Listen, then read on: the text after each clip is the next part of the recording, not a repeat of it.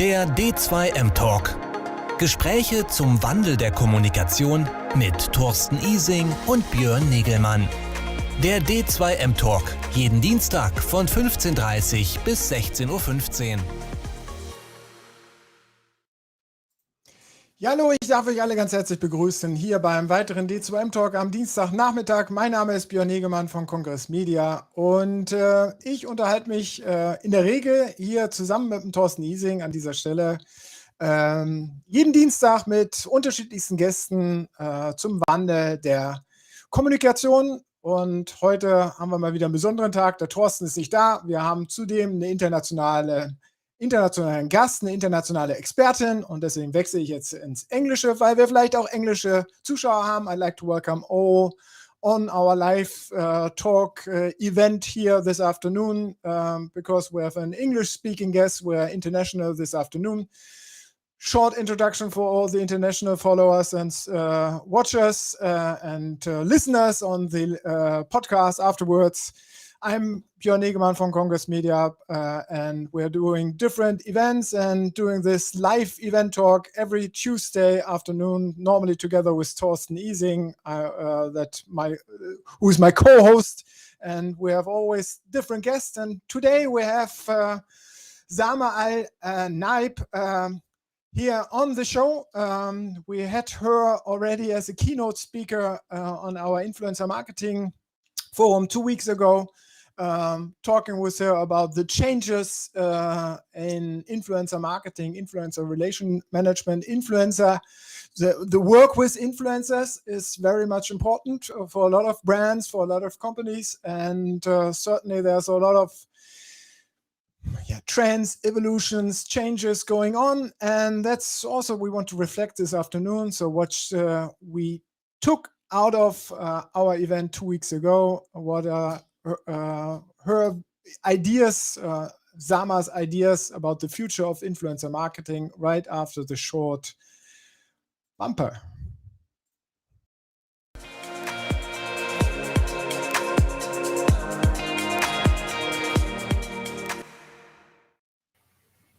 There we are. Hallo Sama. Hallo, wie geht's, Björn? Sehr gut. Nice to have you with me on the show this afternoon.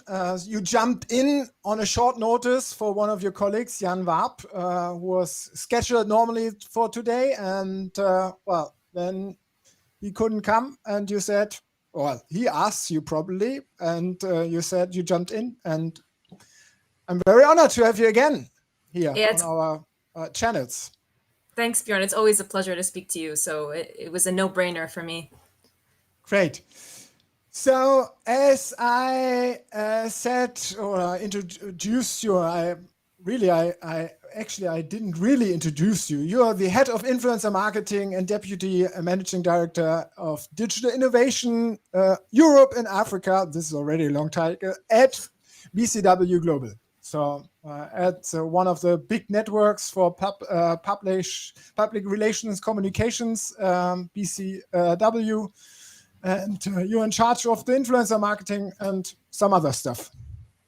Right. Yes, that's correct. Yeah, that's correct. So if anyone isn't familiar with BCW, how we explain what we do is we are an earned plus agency. So we have earned as our heritage, so public relations, but we of course layer on top of that all elements across the communications gamut. So that's creative, paid media, social media, influencer, etc. So I think obviously influencer marketing being such a component, a core component of what we do, it was important that we had a kind of a unified strategy in the region and globally to kind of really just make more concrete a methodology and framework of how we approach every influencer marketing brief.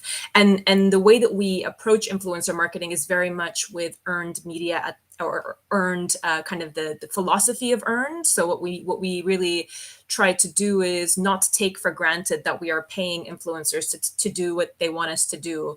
So instead, it really is, how do we bring them on board this brand brief? Influencers have tons of opportunity to work with brands now. It's such a saturated space, but it becomes more difficult to get the attention of influencers who have so many options now. And I talked a little bit about that in the keynote speech around diversification of income, etc., that influencers have at the moment. It just means that it's slightly more difficult for us to get their attention. And so with our earned heritage, it really is about what's the story that we want to sell and how do we get influencers engaged and interested enough to join our cause on behalf of our clients. So it's all about earned and earned. You need to earn the attention from somebody on the other side. So it's all about the relation and building the relation and having a win-win situation at the end. But still, going one step back at this point, you have been with us at the event 2 weeks ago, our influencer marketing forum. As I said, you did the introduction. You also mentioned a little bit what are the key trends. What was your takeaway from our little discussion at the influencer marketing forum? Yeah, I mean, I think what we're seeing is a bit of an evolution of the influencer marketing space. I mean, just think about it's such a short period of time. It was a newer area back in, say, 2008, when things were just kind of picking up and different agencies were getting involved. And since then, it's just continued to evolve, the space around influencer marketing and the whole kind of the economy of influencer marketing, I guess you could say. And what I covered in my talk were 2 layers of changes. There was the macro changes that we were seeing, and that's everything from the current economic climate to a new Generation Z, which have very different user behaviors online, very different kind of ways of seeking information and how they get influenced. And then I talked a bit about some micro trends, so things around some platform changes, a lot of the backlash that Instagram currently is facing, for example, for making changes on the platform that even creators are not really, it's not resonating with them. They find that it's making their jobs more difficult. It's not evening out the playing field. We talked about new platforms like TikTok and how that's changing the game. So I think there's a lot of evolution, and I think that the important thing is how do brands navigate those changes in the most effective way? How do they keep close to Gen Z as this new upcoming generation? How do they navigate the changes in economic climate, with marketing spend now, starting to become, analyzed and further kind of, questioned? How do we make sure that we have performance first programs that really show the ROI of campaigns? So the talk was really about bringing together all of those changes and really kind of helping brands and marketers navigate all of those changes, with some kind of key takeaways around the importance of relationship, for instance, long-term relationship building, why working with creators in a different way might be beneficial to the brand and the creator. So we talked a lot about ambassadorship programs, and the changes at the moment around brands that are appointing influencers as actual employees of their organization because they believe that they want to get closer to audiences. So it was all about how do we take all those various changes, both macro and micro, and what can we take out in terms of the key learnings that brands can take forward as they evolve their marketing plans. So just to make some marks, what we don't have to talk about anymore. So influencer and creators are here to stay. Is that right? That's what we're seeing at the moment. That's correct. Yes. So we're not seeing them go anywhere anytime soon, but we're finding that when the definition of creator for us is now broadening into everyone is a creator. And especially with new platforms like TikTok, for instance, who have really democratized the creator space. Anyone can be a creator if you have content strong enough for people who want to engage with. So it's not only it's not only more about the meager macro influencers. That's correct. Yes. So really, what TikTok had done is a very refreshing take on the creator space, which basically for them was, you don't have to have millions of followers to be an influencer. You just need to have content. So they're content led. So as long as you've developed content that is being seen, that's what they value. They don't value the number of followers that you've amassed. So that basically just threw a new element into the mix around really pushing people to be more creative, pushing people to push creative boundaries to create content that was really going to get on people's For You pages or their, the algorithms of discovery. So that's become a really interesting thing and a recent evolution. So to your question, Bjorn, are creators here to stay? Correct. I would say that they are here to stay, but the definition of creators, I think that's been broadened out, and we have a way bigger pool of people to play with nowadays than we used to. So, but while the macro influences, it was all about eye views that we would buy in. Now it's about what? Sorry, can you repeat that, Bjorn? While with them in the area before TikTok and the macro influencers, it was all about buying eye views from the macro influencers. The game is now what? Now it's actual tangible engagements. It's have people watch the video, have they engaged with the video, or content in general. I think it's more talking about tangible engagements as opposed to passive metrics that we used to use, like followership or impressions, for instance. So that's kind of what we're seeking at the moment. So it's all about the uniqueness and creativity of the content? Yes, and also I think what we're also seeing is we're being more specific about the type of influence we're looking for. So whereas before it used to be general influencers that used to be, talking about everything from home finances to fashion to lifestyle to beauty, you kind of go to the same pool of influencers because they had the followers of 5 million followers, and therefore you think they have license to talk about everything. Whereas now we're really starting to become very specific around, if we're pushing a cleaning product, who has authority to talk about that in a very interesting way that's really going to get us the conversions that we're looking for. So again, when we talk about influence nowadays, we are becoming way more specific about what we mean when it comes to influence. So that's also kind of changing. I talked a little bit, Bjorn, in the keynote around the diversification of influence. So how we have different types of people that are, are creating content, whether it's professors, scientists, different generational diversity. So people who are retirees. So that's really people who are, suffering with disabilities are talking about how they're living their life, going through that. And I think that's kind of really opened the space and really allowed us to become way more diversified about the creators that we're looking to engage. So, but when you're saying that the scene is now democratized and everybody can be a creator, and then on the other hand, you're talking about specific people that have the authority to talk about something, how can we identify now who has the authority? Before, it was always done by the crunching numbers of followers, and now? Now it's a blend of things. I think we have to be specific. So I think agencies now have all kinds of technologies and tools to allow us to really dig deep into an audience set. Sorry for the noise. I cannot hear it. Oh, okay, perfect. Great.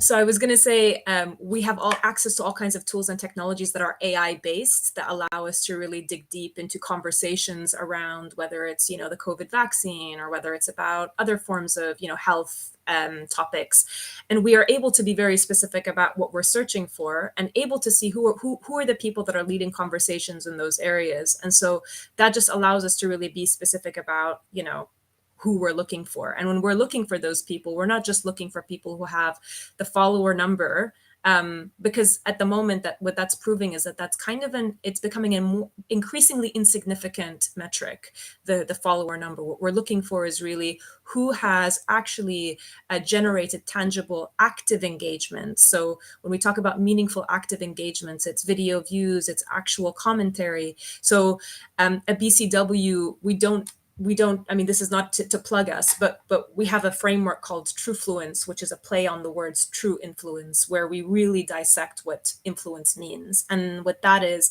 we differentiate between, vanity metrics such as followers and impressions, and we differentiate between even between the subset of what we call meaningful impressions, we rank them. So there are metrics that are more important to us than others. For instance, comments for us is the gold standard. Actual tangible commentary where people have taken the time to type something out that is relevant to the post. Again, there's a lot of people that put emojis that don't make sense, or say something about the person's background, or say something that's completely irrelevant to what we're trying to push. We don't really rank those, or really I would say count them as meaningful impressions. I think it's really starting to become smarter about how we measure influence. What does that mean? It's relevant, positive engagements, and most importantly, commentary. I think that's what we're really looking for. Okay, so the key indicator, key performance indicator of an influencer creator is the tangible influences, Yes. influence that she has in his community, in his reach. So Yes, correct. When you're saying that everybody can be a creator, before in this first area of influencer marketing, we had those macros who were always money driven. So their business was to sell their reach. Is this different now? Yes, it is. I mean, what we're even looking now is a lot of times influencers get asked about previous metrics of previous campaigns. Sometimes we ask influencers around what their previous conversion data looked like for a similar campaign, just to kind of be able to assess. So I know I mentioned commentary as like the gold standard of engagements we're looking for, but that of course it depends on the type of campaign we're running. Because if we're trying to run a campaign that's all about driving sales or conversions, obviously we would prioritize those metrics. However, those metrics tend to be harder to get. So we don't have access to third-party retail platforms without permission to be able to kind of gather conversion data of influencers. So therefore, we have to rely on influencers to give us that data, unless we've worked with them in the past and we can say, actually, that person generated a lot of conversions around a similar product category. But still, my key question for me is, are those new influencers that those micro or medium-sized influencers who are more on creative contents and more on creating their own influence for a specific topic, are they still keen on money, on corporation monies, on doing business with brands, or do they have different alternative business channels or different ideas, even not monetary ideas, for creating the influence? Because before, in the first era, we had those macro influence that was clear. Their business was selling their reach to brands. Mm-hmm. Yes. Has this changed? At the end of the day, if creators, if that's their day-to-day profession, so if they are creating content on the daily, and as a brand, we would like to engage them, they're most likely, relying on financial compensation. So even, I mean, I have to also clarify, when I say we have an earned first approach, I don't mean that we don't pay the creators. Of course, we compensate them financially, but we have to ask them for other things or allow them to be slightly more interested in our brief compared to a competitor's brief, for instance. But to answer your question around, are they purely motivated by money? They are motivated by money, but we have to kind of bring other things into the mix around, like, what else can we give them? Can we give them free access to content? Can we give them free access to product? Can we give them new experiences, etc.? So at the end of the day, especially with the economic climate, yes, money is very important. But still, we have to. The thesis about the creator economy is that those new types of creators have also alternative business channels. So yes, they're they do. Not purely dependent on the corporation to do anything for the brand. Yes. So they are more selective. That's I positives.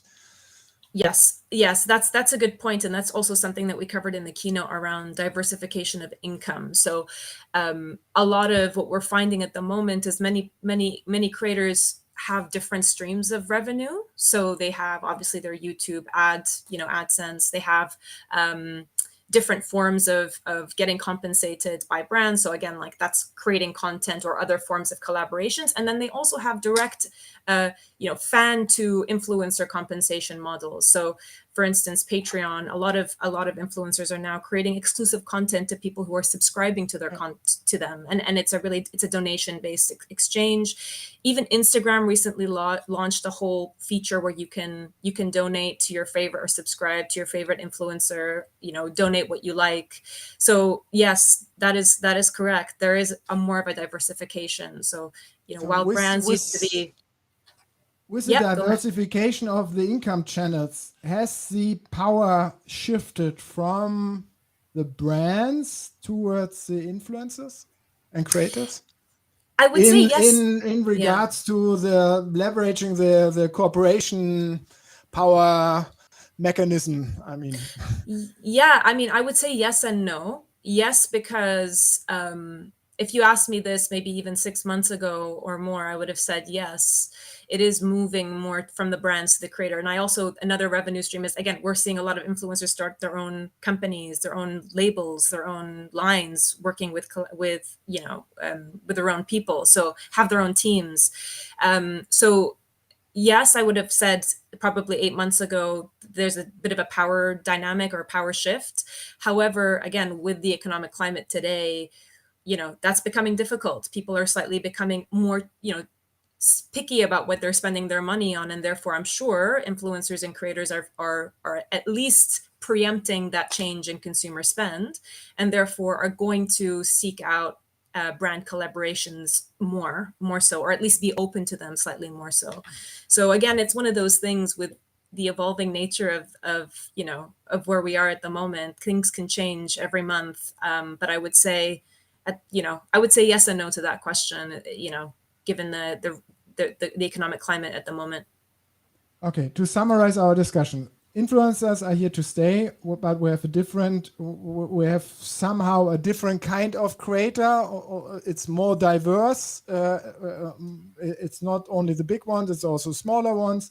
They have they are more selective in what they want to do because they have other objectives, not only getting money out of one corporation and doing whatever the brand wants them to do. They're picky on what's the part of or what's the content or the creation of the corporation, but because at the end it's all about the content and the creative that they play out to their community. So making a mark or check on this. Now you said that it's also about influence. It's more about earn, because we need to earn their credibility. Or we have to earn a credibility that the influencer and creative really want to work with us as a brand. 100%. It's, what is the story that we're selling? I think, gone are the days where you can send an influencer a product and tell them to hold it up to the camera with a key message. I think it's really about, what's the story that we're trying to tell? How can you help them be creative? So I think they are motivated by creativity. They are motivated by their audience, and they're motivated by capturing the audience's attention. So we need to be able to work with them in a way that helps them do that. And so, not taking for granted that you can just send money their way and they will do whatever you want them to do. No, we have to kind of work with, what's the package that we're selling? What's the story that we're trying to tell? And how can that be a mutually beneficial agreement? So we talk a lot in TrueFluence about the triple value exchange, which is, what is the brand getting from that partnership with the influencer, which is usually credibility, authority, reach, etc. What is the influencer getting from that collaboration? So again, is it, credibility by working with a very reputable brand? Is it that we're giving them exclusive access to an event, to a person, to content, to people, to whatever? visibility, whatever that is. And then on the audience side, what are they getting from that exchange? Are they getting informed? Are they getting educated? Are they getting inspired? Are they getting entertained? So I think we really have to dissect that even more so now than we used to, because again, we cannot shortcut this process. We really have to work with them to make sure that what we're doing will get cut through, and we'll capture audience's attention. That's the end game. This, bringing it down, this ends up or brings us to a very complex equation, isn't it? So Yes, it's not yeah. just, we're doing a campaign and here's the briefing and you're doing a nice content piece around this and we're paying you for this. No, it's an equation of different powers that have to equalize and bring together at the table. Yeah, I mean, again, I feel like I'm really pushing Truefluence, but I think just to summarize why having a framework is important is because you have a process that accounts for different variables, and you have a philosophy that we carry. So we talk a lot about the art and science of what we do, the art really being the nuanced relationship building, really ensuring we understand creative, we understand what audiences are after these days. It's the kind of soft skill. And also, again, I'm going to mention this again, relationship building is a very human-led experience. You can't really sit behind emails or sit behind technology to do that relationship building element. So that's the art bit. And then the science is everything around data, performance, all the tools and technologies that we use to ensure that we're finding the right people, making sure we're measuring the right, meaningful engagements that we talked about earlier. So that's the science bit of it. But I think it's about bringing those two elements together to ensure that we have, the best campaign. But yeah, I agree. There's no cookie cutter solution. I think anyone that's talking about a cookie cutter solution should send alarm bells, because the space is extremely nuanced, and it's really about understanding everything around the social platforms, the economy, what creators are seeking at the moment, how algorithms are changing, how to compensate them. I think it's a myriad of different things that we have to always continue to keep our finger on the pulse about. But for companies and brands that are coming late to this game, it's very hard to build up now good relations, or even also for the ones who are already in the game, because creators are changing. Because at first you have to build up relations, then you have to find out whether you have a win-win situation for the relation with the influencer, and then you can do a campaign at some point with the people. Yes, I mean, we talk a lot about, this doesn't have to be a lengthy process to get your foot in the door in terms of influencer marketing. I always use the metaphor. But you have to earn the credibility that you can work with some influencer or creator. Yes, I mean, I always kind of, I think first of all, we're finding with Gen Z is they're way more experimental. They're not purely motivated by brand heritage like we used to see with millennials and other generations. For them, it's really about the creative potential of the brand, and also they're way more exploratory about the brands that they work with. They actually don't mind working with brands that are not as well known. So I think that's important to bear in mind. But I always kind of use the metaphor around drawing a parallel to like the relationship world, or that how we build relationships, friendships, romantic relationships. You almost test and learn. You meet someone new, you kind of see if the chemistry is there. If there's chemistry is there, then that's when you build a long-term relationship with them. This isn't about just... But in this space, it's altruistic. So you don't build up the relationship because actually you have a specific objective to fulfill at the end. And companies always have the objective to sell something, to do some marketing for something. And actually they're always coming to the point or to the table with the creator and influencer to build up the relationship because of something they want to get out of this. So this is different, isn't it? 100%. But I think that's kind of what the test and learn process is about, a lot of times when we talk about long-term relationships, brands are very keen to start that from scratch. So let's approach this influencer and ask this influencer to build a long-term relationship with us. When we kind of counsel them against that, we say, actually, how do you know that there's that person's going to generate the return that we need? So why don't we have a 3-month program, and then we can assess these 5 influencers after the 3 months, and then we have a quadrant scale where we cluster influencers based on, high awareness, low cost, low awareness, low cost, etc. And where we see like the quadrant that is generating us the highest amount of return for the most efficient, spend, that's where we say those people are worth re-engaging in the future. So I think even when we talk about long-term relationships, we don't mean starting that right now. We mean understanding which influencers are worthy of that long-term relationship, because not everyone will be. So it is kind of a test and learn process. I think it's just about getting in there, getting your foot in the door, and also kind of being able to evolve and be agile with the space, because it changes so often. But most importantly, I think what we always tend to do is ensure that we are engaging whoever we work with, whether that's a new relationship that we're building, or someone that we just have an established 12-month, 36-month relationship with on behalf of a brand. Is we find a lot of success with involving key people within that influencer pool early on in the creative process. So instead of us coming to them with a fully formed idea of saying, we want you to do this, and we're going to brief these 20 influencers or 100 influencers with this creative, it's almost kind of bringing those people, most importantly, the people that we have worked with before, to come into those marketing immersion sessions, so that we can really, stress test ideas, get their thoughts, have them present something, really kind of get behind, use them as consultants usually. And that really is very, very insightful, a very insightful exercise, because it allows us to really, it challenges our thought process actually, from someone who is closer to the audiences that we would like to reach. This was also another aspect that we discussed 2 weeks ago, that we should leverage the not only the creativity but also the performance of these new types of creators in creating content at the end, because they are much better in the content creation process than companies and brands are.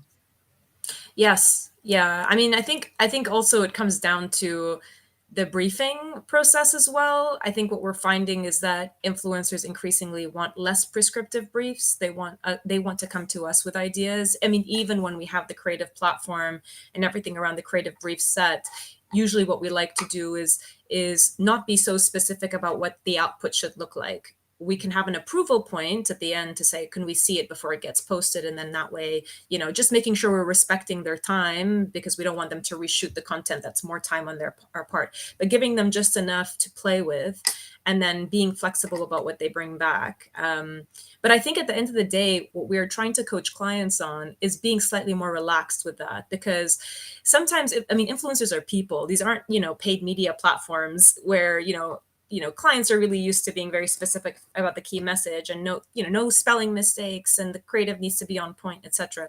Influencers are imperfect. They will make mistakes, and that should be okay, because that's why we're hiring them. That's why they're being followed by audiences, is because they're humans. They're not robots or digital boards. So I think we need to be slightly more relaxed about how we brief them, and also what comes back, and really, respect that process a bit more, just as you would, a journalist, for instance, who would come, we're able to brief a journalist on a specific storyline, but really being able to be receptive to what they come back with around, we really think the narrative in the media space at the moment is going in this direction. Can we weave the story into that? So I think we need to just be slightly more receptive to what they come back with.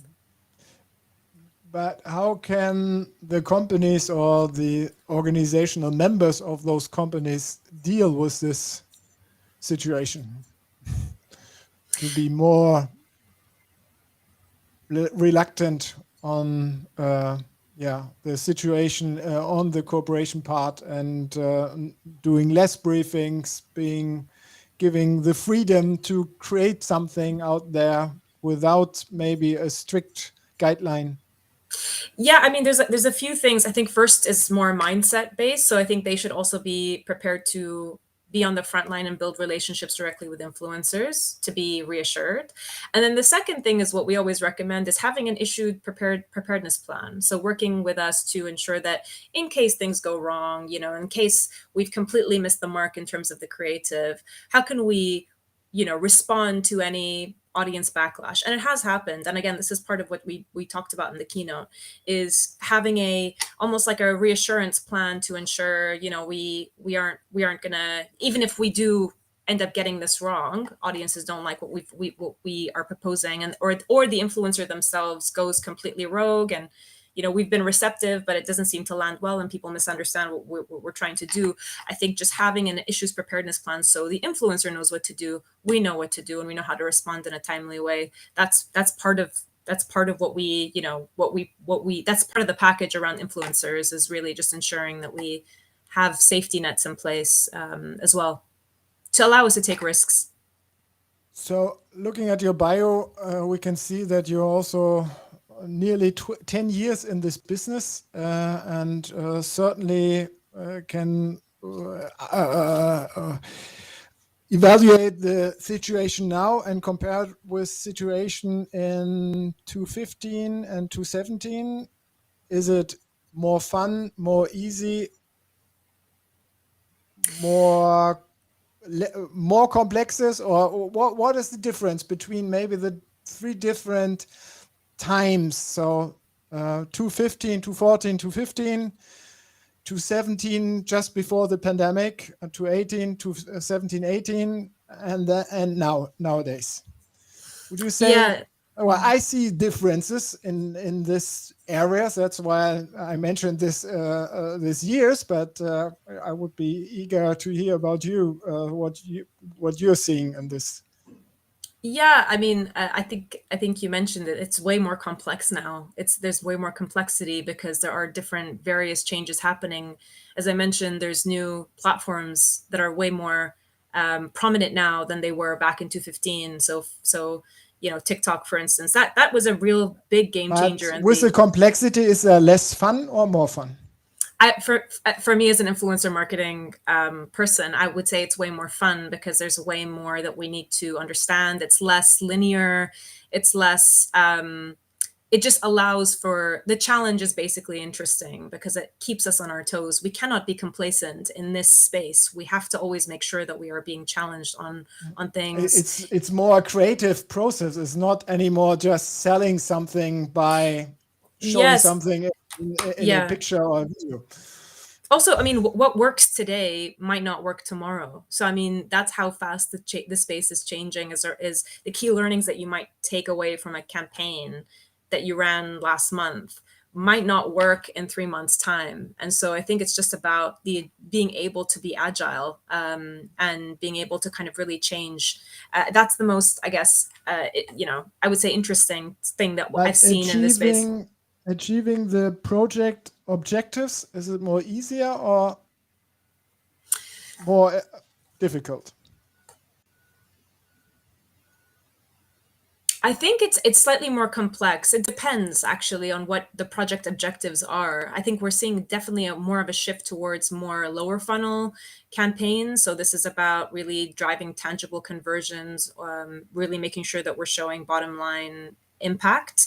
So I think that's where we're seeing that become slightly more challenging because we have to really start to get granular about how we're tracking, user movements, how we're tracking those conversions, what we can control versus what we can't control with influencers. So I think that's where it becomes slightly more difficult. It's more interesting because platforms are really changing in this space as well. They have more, e-commerce integrations into the platform that allow us to really be able to kind of track the data.